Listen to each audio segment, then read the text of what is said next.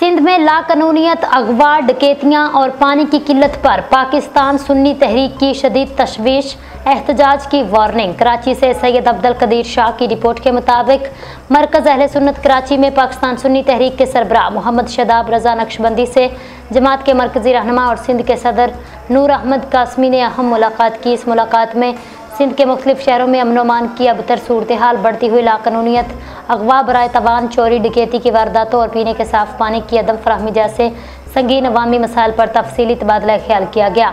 नूर अहमद कासमी ने बताया, सिंध के कई अजला खसूसन सक्खर, शिकारपुर, जैकबाबाद, कंदकोट, खैरपुर, गोटकी, दादू, लाड़काना, नवाब शाह में शहरी मगरब के बाद घरों में महसूर होकर रह गए हैं, क्योंकि डाकू और जराइम पेशा अफराद खुलेआम दंदनाते फिरते हैं। Pir Murad Shah colony, micro tower, UC 7 में अवाम बूंद बूंद पानी को तरस रहे हैं, जबकि हुकूमत मुकम्मल तौर पर खामोश तमाशाई बनी हुई है।